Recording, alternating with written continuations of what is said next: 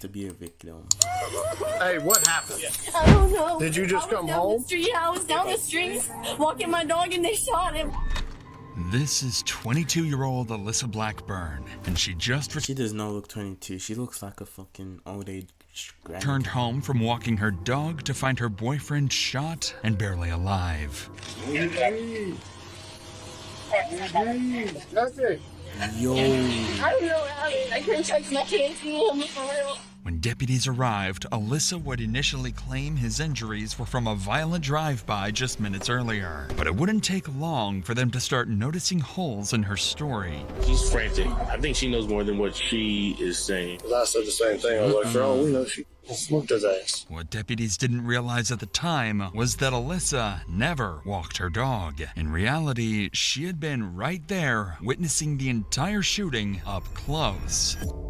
As the investigation began, detectives would uncover a meticulously planned homicide and a tragic conspiracy, with Alyssa right in the middle of it. Nah, this music's too eerie. I don't know. Why you ding? First they got a witness saying that. Like, I'm baited right now. Observed a white male run out of the house with a gun. Why are you lying to me? You understand me? Stop. Don't start lying to me. He said, mother, I ain't gonna shoot you, I ain't gonna shoot you. And he was shooting him the whole time. And it was all over this damn female. It's all over a girl. You literally have one opportunity to talk about this, otherwise you are...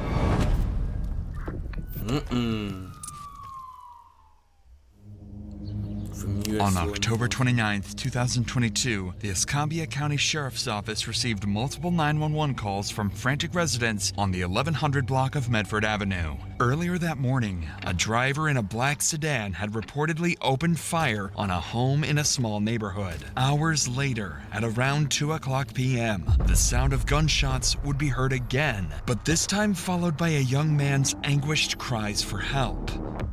Quickly, officers were dispatched. Why would she just not leave the boyfriend? Why kill him and get a murder charge? Like, I deadass think some people to the scene, racing to piece together what had just unfolded. Why do all police officers fall out their car? Niggas about to see a crime and always fall out their car. What we got? 331, we need EMS and round. Gunshot victim inside the house. Anybody else in here? No, my dog's in the back room. Please don't go in there. I got a chest too. I'm gonna go get it. The first deputies He's gonna help you, baby. on the scene arrived to find 26-year-old Jessica Hagan lying on the floor in a pool of blood, barely conscious, with bullet holes scattered throughout his body. Where you shot, bud? Right here. You said you got a chest too? Yeah. Jesse is experiencing a pressure imbalance in his chest cavity, meaning his lungs could collapse at any moment. With Jesse in the hands of paramedics, the deputies shift their focus to the next critical task, piecing together what had happened. With this in mind, Deputy Tinch wastes no time turning to question the only witness present, Jesse's girlfriend, Alyssa Blackburn. Hey, what happened? No way she's carrying a dog seat. Bro, these females are dangerous. I'm trying to tell niggas, don't go for these females unless you're a strong man, bro. Because these females will fuck you up. I was down the street walking my dog and they shot him. Who shot him? See how she's faking it? I don't know. Did you find him like this? Yeah, I just had to kick in the back door because nobody was knocking. So do you live here? Yeah, Who is that gentleman to you? it's my boyfriend. Are you the one that called 911? No. Who called 911? Because it was a female. No. I called 911. No. Why are you lying to me? You understand me? Stop. Don't start lying to me. You understand what's standing there? Yo, hold on.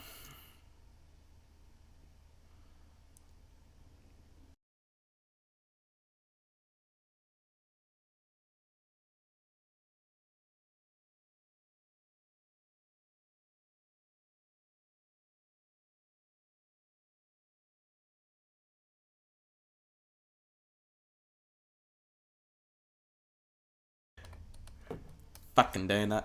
Fucking cunt. I need proof. I'm the one who did it. What do you Then go tell me you didn't call.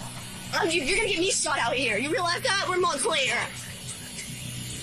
It's my life too. What's your last name? Blackbird. I don't think you realize that I'm risking you and calling y'all for real. These Right females away, are dangerous. Deputy Tinch grew suspicious after noticing a flaw in Alyssa's account of the 911 call. However, considering the chaos of the moment, he knew it was possible she could be in shock and that her memory was distorted. But unbeknownst to the deputy, Alyssa would go on to provide more misleading statements, making her story even more suspicious. What's worth noting is that situations like these can be especially traumatizing for everyone involved, including those watching at home, just like you. If you've ever felt that you need help with mental health, you should get 1,000 times as Deputy Tinch knew it could was be an ad. Fuck, the way they integrate the ads is too far. due to her frantic condition. If anything, this just made him want to know more. Before you left to walk the dog, was he by himself? Yeah, no, there was nobody That else part here. was And he wasn't like that, How did she get herself into that state? Nah, I need to study women, cause what?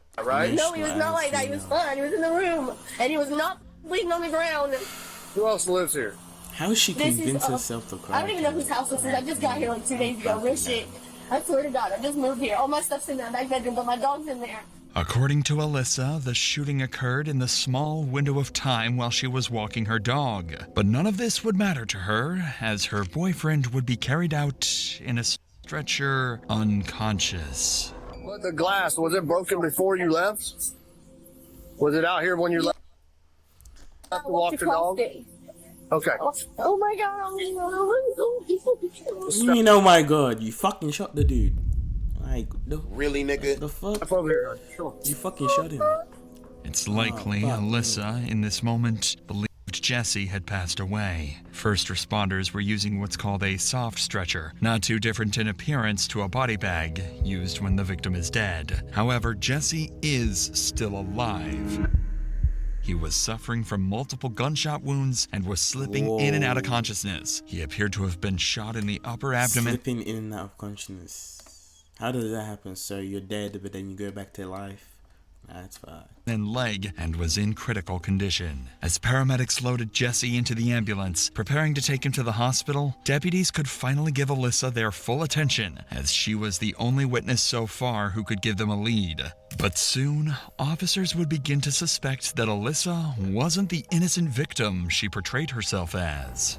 Did you get abused? I don't know, honey. I'm sure Oh my. he's talking to us. So yes, because he just gave us some. He just gave us a bunch of information. She's okay? good. I don't want nobody to see me. Oh my I can God. see you, okay? Okay. Let's call your parents, okay?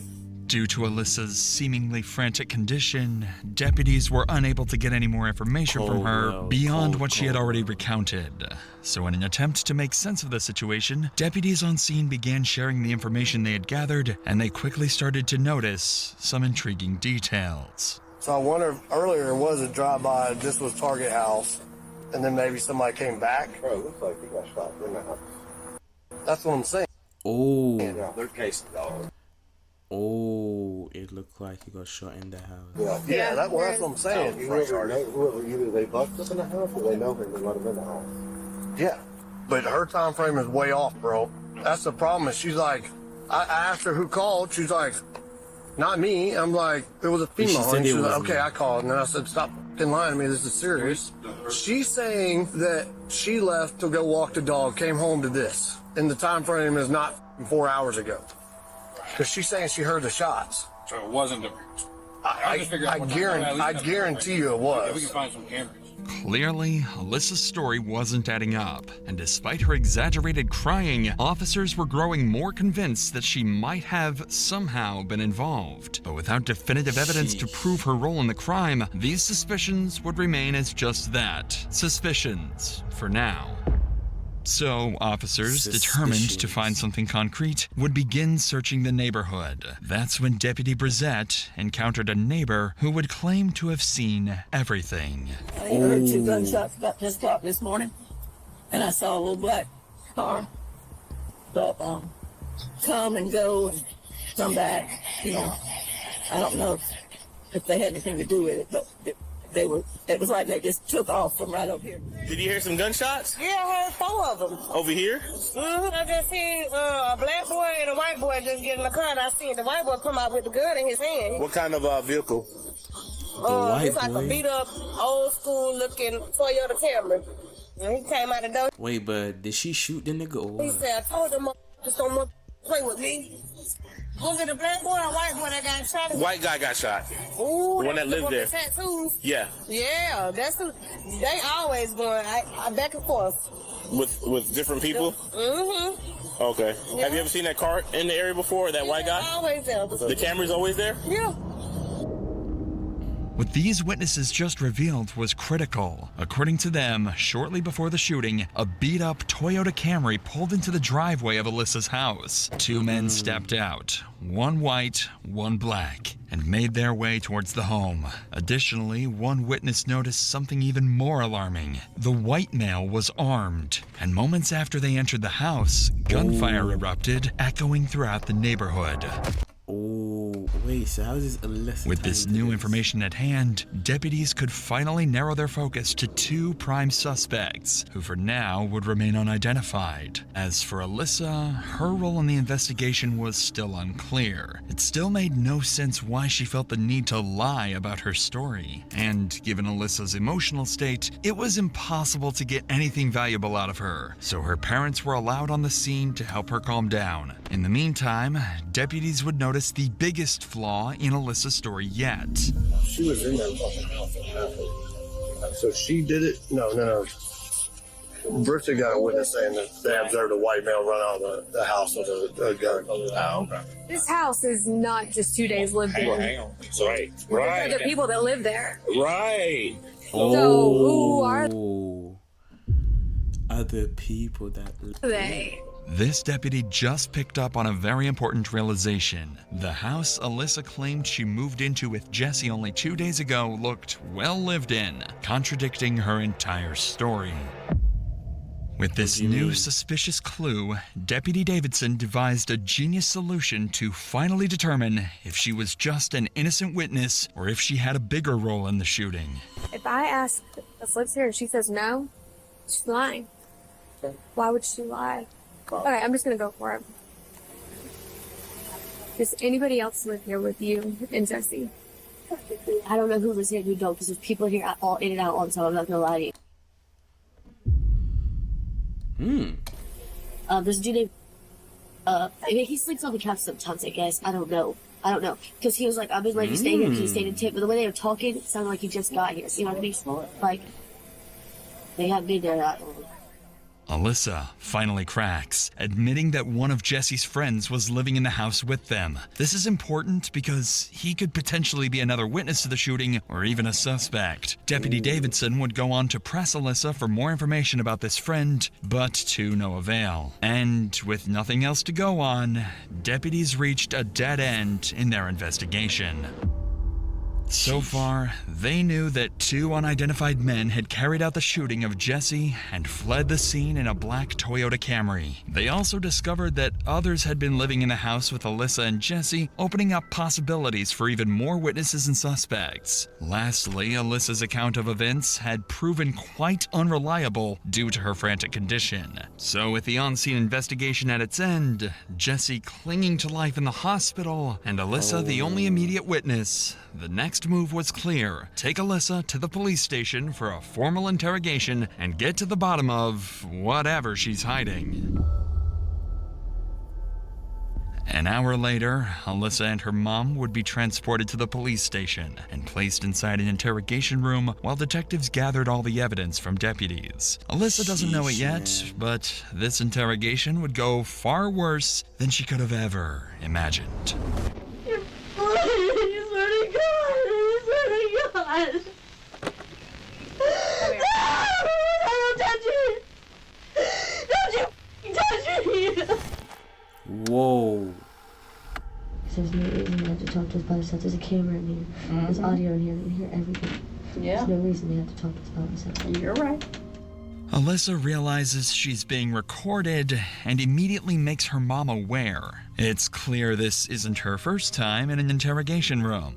Unfortunately for her, the cameras would turn out to be the least of her worries. Detectives would walk into the room with a clear plan in mind, figure out why Alyssa lied. If they can press her on the details, she might slip, giving them a real shot at actually solving the case. David Preston, you know David? How do you know him? Experience. Experience? Yes. I got in trouble. Only 2 times I've been in trouble. I didn't want to be good. Only Okay. 2 times I've been in trouble. Well, I'm Investigator Martinez. I work with David, so I know. Yeah. That being said, we want to get some information as far as like how long you guys been living there, who lives there. 2 days, 2-3 days. We just got there. I don't, like, if I had my phone, I could tell you exactly, but they wouldn't let me get my phone. Okay. I know, but it wasn't I can't remember where it was, but. Okay. And the only reason I'm asking is because, like I said, we have to get a search warrant in order to get the house. Okay. So once we get into the house and we look around, if something's missing, like his cell phone, Yeah. then maybe we can possibly start trying to track it and find it. Okay. So, No, I'm not going to question you at all. so that's why I was asking, I'm not asking like to pry, but maybe something's missing and maybe we can track it and be like, I know y'all are just trying to help for real. I'm not that type of person. I know y'all are just trying to help. Okay. Alyssa has to be feeling the pressure at this point. She's told her version of events several times by now, and yet investigators keep asking the same questions. Perhaps that's why, after an entire afternoon of speaking to law enforcement, she finally gives them something substantial. All right, so it's just you and Jesse that live in that house? No, there's 2 males there and there's Jesse. But there's people in and out of there all the time, you know what I mean? I mean, it's like literally like a ghetto trap, kind of like out here. You know, in the house, but the whole house is like trashed almost. I tried to clean it up and I mopped the floors and all kind of stuff like that because I have nowhere to go. But there's a dude named Ian for sure. I know because he sleeps on the couch, and I know he was getting help from somebody. The dude who lives there, I guess, around a regular, trying to get off of drugs. Okay. Is he in a black male, white male? He's white. Okay. Yeah, he's tall. He's real tall. He's like real tall to me. I'm like 5 foot. Alyssa confirmed that 2 other people lived in the house, noting that individuals are constantly coming and going, a detail that could suggest drug activities considering her previous statements and frantic behavior earlier. But most importantly, she mentions one of the roommates by name. If investigators can track him and the other roommate down, they may not have to rely solely on Alyssa's version of events, as it's obvious she hasn't been telling the whole truth. So the detective continues to question Alyssa in hopes of extracting another name. Start from what you do today. From when you got up. I woke up on the couch, and he was on the couch across from me. And Jesse was sitting in his chair. It's in the living room, whatever. I called my mom and dad because I was supposed to go over there. There's voicemails, you know what I'm saying, when you called him. I don't remember exact time. You called us? But the other dude that lives there, he wasn't there. He was supposed to be going to get a hotel room with a girl the night before, so he hasn't been there. Who's that? I think his name's... Okay. It starts with... Yeah, but he wasn't there at all. Alyssa doesn't realize it yet, but with the other roommate's name obtained, the investigation has already taken a sharp turn. The detective's top priority is no longer just her story. It's tracking down the roommates she previously lied about who could be key witnesses to the shooting. But before they could get to that, Alyssa and her mother would share one more major detail from the morning of the shooting. We go to my new house where we're building because we're moving into it. We just closed on it. So we go over there. She has somebody else come and get her to go through her paperwork for work and stuff like that because we're moving. And I don't know who it was. It doesn't end up working out. Yeah, I went to FedEx and stuff like that. And then I got... Did this person come pick you up? Did you call them to come pick you up, or they just showed up? Ooh, and she could be the white man. It's a friend. I don't really know like that, you know what I'm saying? Jesse doesn't like anybody to know where we stay at all because of what he does. And obviously y'all know what he does, you know what I'm saying? Because I told the police. I don't know if y'all talked to the police yet. Yeah, okay. Yeah. And what does he do? Sell drugs? Allegedly. I don't know. Well, it's I don't important. even know if I just used that right. Yeah, he sells drugs. He sells drugs. And what kind of car did this person pick you up? A black car. Yeah, I don't know what kind of car. Oh. Oh shit. I just used that right. Yeah, he sells drugs. He sells drugs. And what kind of car did this person pick you up? Well, a black car. Yeah, I don't know what kind of car. It was just black. It's the older vehicle that doesn't even have the emblems on it. Did you see it? I didn't pay Yeah, it was black. It was Looked black. like it was spray painted. Yeah, maybe. I don't know. It was. I knew it was black, though. I didn't Like pay all attention. Toyota or something like that. It was definitely a small sedan. What's the sedan? It's a sedan car, correct? Yeah. Yes, maybe. Well, that's. I think it's 4-door. Alyssa's mother just described the same car that witnesses saw fleeing the scene, a black Toyota Camry. But what's even more crucial is Alyssa's own admission. She was in that very car after being picked up by a so-called friend. With this insight, detectives now have a major person of interest, whoever was driving that black Camry. Now their top priority is clear. Identify this man. Yeah. What's his name, the guy that come and got you? I don't know him. That's what I'm saying. Well, how'd you call him? Jesse, I didn't call him. I said I didn't call him. Oh, he just showed up at the house? Yeah, my brother knows him, and Jesse knows him, and all kind of stuff like that. Like, he comes around all the time and hangs out with him. I don't associate myself with people that he does. I'm not allowed to even be at the house by myself. Is he white or black? He's white, for sure. Can you describe him to us? Well, he's kind of ghetto. I know he's ghetto. He's got tattoos. Yeah. Until he's been to jail. 20s, 30s? At least, like, his late 20s.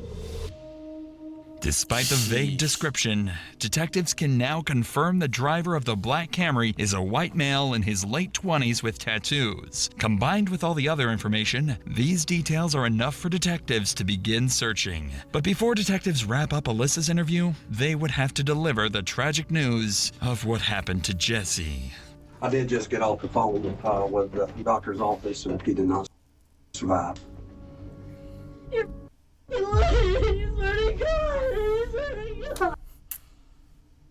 Wow, this is scary, nigga.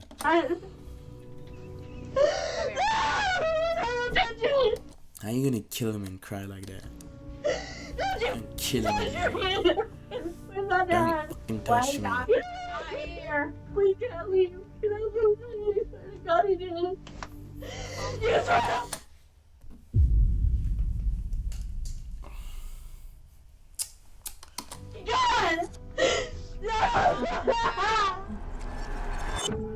Jesse Gehagen had died. Alyssa seemed truly upset at this news, even though she almost certainly expected his death, as detectives would come to find out eventually. But while it's not officially confirmed, all signs point to one chilling reality. This is, most likely, all an act, and it would be revealed soon. Yeah, we can get you out of here. Raise your right hand. Somebody killed your boy. Yeah, I called the police! I tried to save his life! I tried to make him do better, bro! I tried, I'm the only one who gave a about him! No, I'm being serious, you don't get it! No, not nobody, I'm the only one who called the police when he overdosed. Twice, not even his mom again, all by myself. Alyssa would continue this frenzy until detectives had to end the interview. Even though she seemed genuinely upset over Jesse's passing, detectives would soon find evidence suggesting otherwise. Nevertheless, the stakes were now higher as this had escalated into a murder investigation. At this point, detectives still weren't sure exactly what Alyssa was hiding, but the interviews that followed would begin to reveal the truth. 8 hours later. I'm Investigator Alvarez, the one that you ignored last night. I know you got my text. This is one of Jesse and Alyssa's roommates. It's unclear how investigators first located him, but what is known is that he was initially reluctant to cooperate, ignoring multiple calls and texts from detectives. Perhaps he was hesitant to get involved, but when he finally agreed to an interview, he would deliver the biggest bombshell yet. All right, man. So let's start from the very beginning, okay? That's it. Now, I know before you came in here, you said he knows who did it and who he can get us hooked up with that person and everything else because he tried catching up with you at Tom Thumb yesterday. So, before we get through all the details, who is that person that actually pulled the trigger? It's Jacob Colville. Okay. Who was the black guy that was there with him? I've never seen him before in my life. Okay. If you were shown a picture of him, would you be able to possibly recognize him? Should be able to. Okay. How long have you known Colville? Colville, I met, I think, 2018 in Walton County. He was we were in the same little pod together in Walton County. Finally, thanks to the roommate, detectives have identified the white man with the gun, 29-year-old Jacob Colville, the same so-called friend Alyssa and her mother described earlier. But to the detectives' surprise, the roommate had even more to reveal. Colville showed up with his two kids in the car and got out and started an altercation with Jesse. And this is all over a female. This is all over a girl. What's her name? Alyssa Blackburn. I guess Colville's in love with this girl. Girlfriend or something. I'm not even. See, don't trust these hoes, bruh. You just genuinely don't. Sure the girl liked if she liked either of them or not. And I thought they were supposed to be friends. But no, as soon as the girl comes out of the house and says Jesse's inside, they didn't hesitate to, should we leave it? No, they went right inside my house. And they go down the hallway and they look through the first room, look through the second room, and I'm at this point I'm playing stupid. I'm like, what's going on, guys? And I don't know what's going on. I wasn't watching. I did not have my head turned towards down the hallway, but there was two gunshots, and I hear screaming. And there's two gunshots. Oh my gosh. And then by the time I look down the hallway, I see Colville backing up, like with the guns on Jesse, and Jesse looked like he had blood right here, maybe like in the stomach, and then in the chest or the shoulder, and even when he was on the ground, he shot another couple rounds, I believe. How many rounds total? I can't. Quite a few. Yeah, I can't even tell you. Whenever Colville and the black guy run out the front door, they took off. What happened to the DVR? Damn. I could bring it. I could show it to you. You have it? Yes, sir. Okay. And there's the camera in the middle. Yeah, I noticed.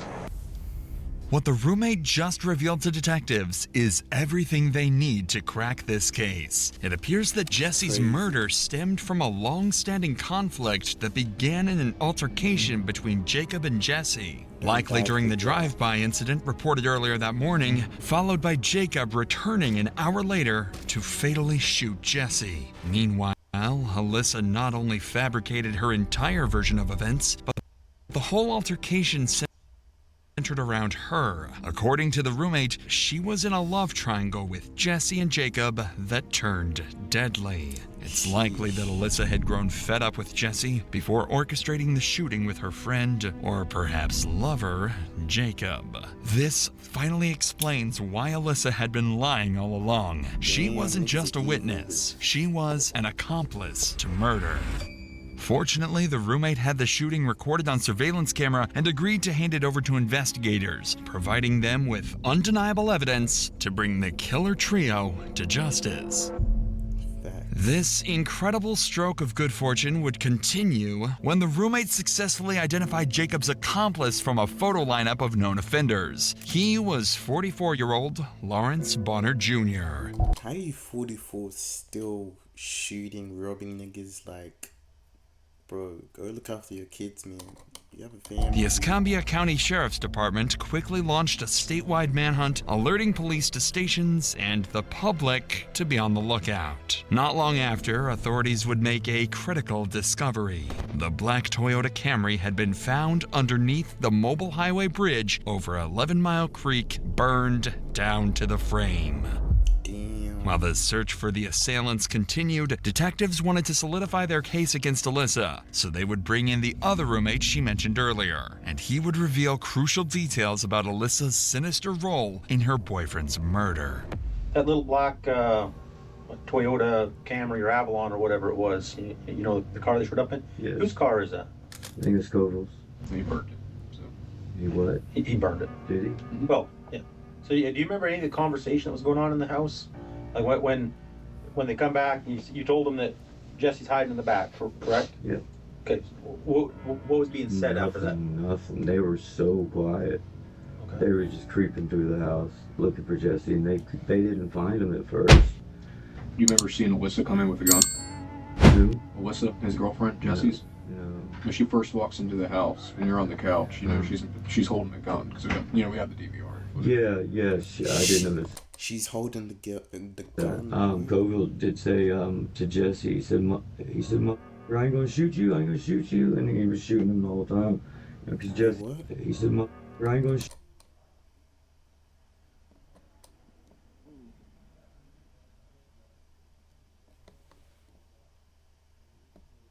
shoot you, I ain't gonna shoot you, and he was shooting him the whole time. You know, cause Jesse would say that Koval would never shoot him, you know what I mean? Koval shot. You know where Koval might be right now?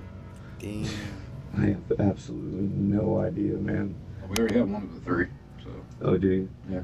One of the three? There's another person that helped them out later. Really? So, At this point, detectives had multiple statements from both roommates that not only implicated Alyssa, but also discredited her alibi of being somewhere else at the time. Combined with video evidence showing her holding a gun inside the house before the shooting, there was no denying that Alyssa was certainly involved in the murder of Jesse Gahagan. While detectives were wrapping up the roommate's interview, one of the killer trio, Lawrence Bonner, was arrested after deputies surrounded his residence. He was brought into the interrogation room. This nigga barefoot. This nigga's 44 barefoot. Oh my God. Directly across from this one. Detectives didn't waste any time with Bonner and would immediately confront him with video evidence to make him give up Jacob's location.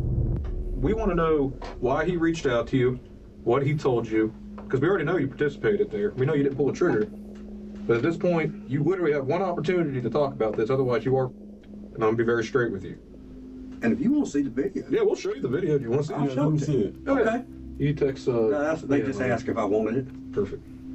How is this going to help me though, man? Why? Because you didn't pull the trigger. I mean, I see your face in there. But I'm still. I mean, you acting like, what the going on? I'm still going to end up going to jail. You are going to go to jail, but the difference is whether if you decide to be honest and to help out, and then hopefully the courts will show leniency that you've helped out and you've been honest, that ship went down fast or however it went down, but not saying nothing. Now I'm snitching on Koval, kind. Fuck Koval. That video makes you look guilty as hell, bro. It's cute. You ready? He looking for him. They found him yet. Oh, there you go. Oh, he dropped his pistol. Trying to get on him. You're like, what the Here, hold this gun. There you go. Now give me that gun. There you go. Oh, let me go ahead and finish him off right here. Snap. Snap. No, wait, he's not done yet, though. Oh, shit, my gun. Let me get it. Oh, damn. Oh, let me give him one more, which he did right there. So now you know we're not bullshitting. Which Hey, can I talk to my girl, man? And I'll talk to y'all. Now that Bonner understands the gravity of his situation, he agrees to share everything he knows with the detectives, starting with what the three of them did to Jesse. I really don't know him. But you know him by sight. You've seen him around. I seen him around. You know, he offered me a ride. I took the ride, right? Yeah, we put up at the house. The girl in the car, she was just like saying that the dude was selling, but something about busted the windows or some shit like that though. And then old girl, she's knocking on the door trying to get in. Yeah. And then she comes back to the car and she throws something in the car and then she goes and walks her little dog. And then the rest of it's self-explanatory. We see the shots that happen and all that. Y'all walk back outside and y'all get in the car. And where's the girl? Does she get in the car with y'all? Yeah, she had them ran up. Okay. Sheesh. Bonner had just admitted his role in the shooting, going so far as to confirm that Alyssa had been present the entire time. Under pressure from the video evidence, Bonner would eventually confess to something even more damning. He had provided Jacob with the gun used to shoot Jesse. With that admission, Bonner officially became an accomplice to murder. Nah, fuck off. Nigga said that's you in the yellow jacket. Investigators would wrap up Bonner's interrogation and book him into jail. One member of the killer trio was down, 2 more to go. A week later, on November 5th, authorities tracked down Jacob Bro, I'm finna smoke at night. Colville in Eustis, Florida, attempting to evade capture disguised in a wig, glasses, and makeup. But his cover didn't last long. An officer recognized him, initiated a traffic stop, and took him into custody. When finally apprehended, Colville was found with a loaded handgun and drugs in his car. He would reportedly state, "I don't regret it," when inquired about the murder. As for Alyssa, a warrant for her arrest was issued, and she was quickly apprehended, held in county jail without bond. While the killer trio's exact motives remained unclear, investigators determined that Colville, Blackburn, and Bonner were driven by a mix of personal vendetta and criminal intent. Their actions were likely tied to drug dealings and internal betrayals within their circle, leading them to see Jesse Gahagan as a liability that needed to be eliminated. Nearly 2 years later, in June 2024, Colville was sentenced to life in prison for the first-degree premeditated murder of Jesse Gahagan. Meanwhile, Lawrence Bonner and Alyssa Blackburn were also charged as principals to first-degree murder. As of this writing, both remain in jail awaiting trial. If convicted, they too will likely face life in prison without the possibility of parole. These niggas are crazy.